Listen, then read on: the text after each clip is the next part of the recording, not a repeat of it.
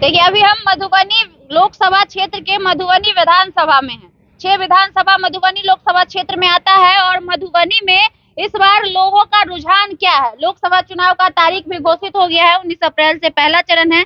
क्या लगता है सर कि मधुबनी लोकसभा में इस बार क्या होने वाला है? जय श्री राम होने वाला है। जय श्री राम होने वाला है, मतलब मोदी जी को वोट करेगा। मोदी जी को वोट देना। एक सवाल है कि अब 15 सालों से लगभग लगातार बीजेपी यहाँ पे रह रही है। 10 साल रहे अशोक जी के पिताजी रहे नारायण जी और 5 साल अशोक जी रहे। तो 15 साल में किनका कार्यकाल कैसा रहा? हुकुमदेव जी का ज्यादा बढ़िया रहा। हुकुमदेव जी का ज्यादा बढ़िया तो अशोक जी में थोड़ा बहुत गड़बड़ी हुई है। क्योंकि हम भी जहाँ जहाँ ग्राउंड रिपोर्ट किए हैं तो लोग कुछ शिकायत इस बार कर रहे हैं। अशोक जी वो बेसी क्षेत्र में नहीं जाते हैं, कम नहीं आते हैं। हाँ, कितना लोग तो पहचानते ही नहीं है कि अशोक यादव कौन। हम लोग भी पेपर में पहचाने हैं। आप पहचान रहे हैं अशोक जी को? पेपर में से पहचान। हुकुमदेव जी को तो खूब जानते हैं। हुकुमदेव जी को जानते हैं, वो समाजवादी नेता भी रहे, उनकी विचारधारा भी अच्छी थी कुछ समय। उसी के बदौलत जितबो करेंगे। उसी के बदौलत क्या वही चेहरा फिर से होना चाहिए? आप लोगों का क्या सोच है, या बीजेपी को कोई नया चेहरा लाना चाहिए? क्योंकि जैसा आप कह रहे हैं कि कार्यकाल मोदी जी के नाम पर जो भी चेहरा आएगा वो जीत जाएगा। तो सांसद के रूप में भी तो किसी को देखना चाहते हो ना, कि अशोक ही फिर से सांसद बने या फिर और कोई नया चेहरा आवे? कोई उसमें ऐसा कोई उभरेगा तभी ना कहेंगे। बीजेपी में तो बहुत चेहरा है, बीजेपी में कब कहाँ किसी को भेज दिया जाता है। बाहर से कोई आवे तो बहुत का तो नाम हम लोग नहीं जानते हैं।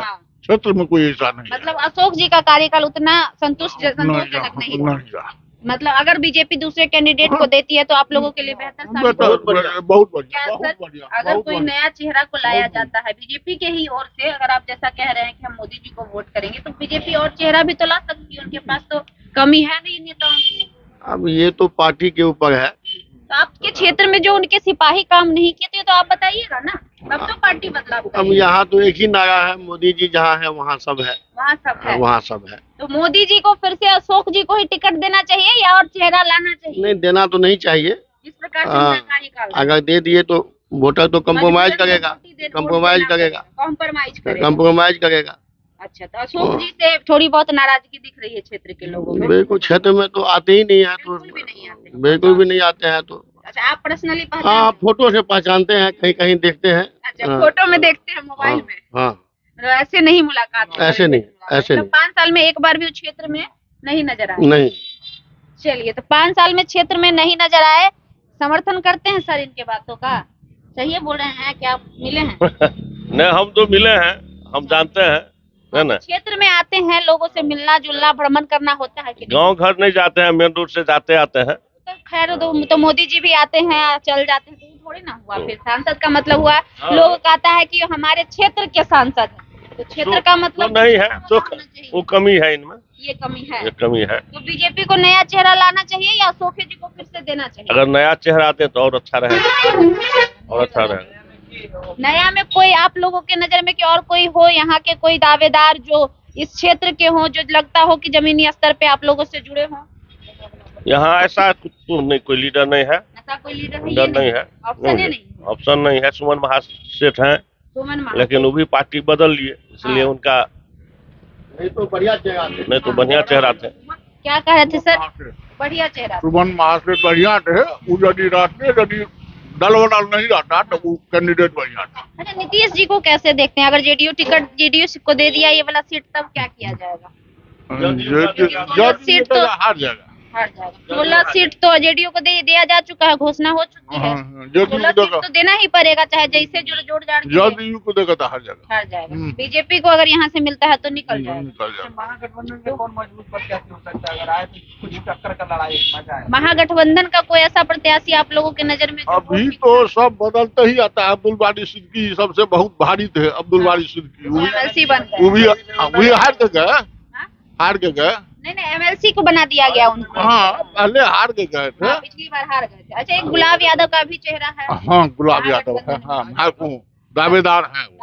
हाँ, सशक्त है, मजबूत है। एक नेता के तौर पे वो ठीक रहेंगे। हाँ, बहुत बढ़िया रहेंगे।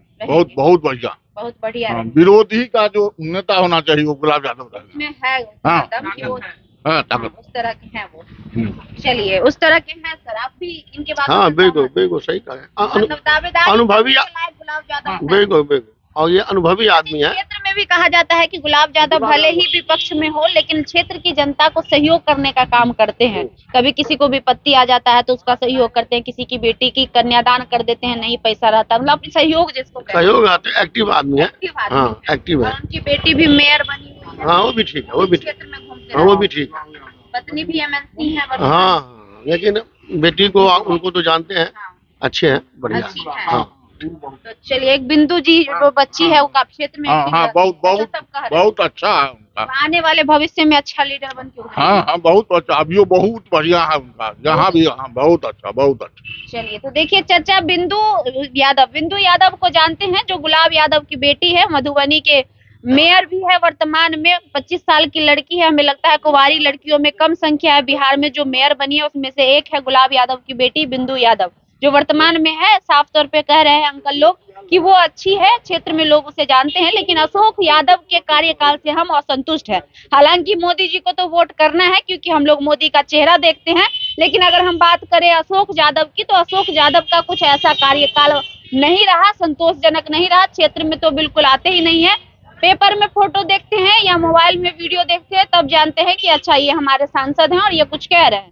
बात अगर बीजेपी दूसरा चेहरा नहीं लाती है तो वो हमारा कॉम्प्रोमाइज हमें करना पड़ेगा अशोक यादव से। उम्मीद करते हैं कि बीजेपी कोई नए चेहरे को दो, लेकिन अगर हम बीजेपी में बात कर ले तो कोई नया चेहरा इस क्षेत्र में उस प्रकार का दिख भी नहीं रहा इन लोगों की नजर में, तो मजबूरन ये उसे वोट करते हैं। बाकी विपक्ष को लेकर भी हमने पूछने का प्रयास किया। विपक्ष में अब्दुल बारी सिद्दीकी का नाम आ रहा है, जो यहाँ की जनता अच्छे से जानती है, और दूसरा गुलाब यादव है जो टक्कर के नेता है। साफ तौर पे लोगों का कहना है कि अगर गुलाब यादव विपक्ष में आते हैं तो मजबूती से लड़ाई लड़ने का काम करेंगे। बाकी आपकी क्या प्रतिक्रिया है हमें कमेंट बॉक्स में जरूर दीजिएगा।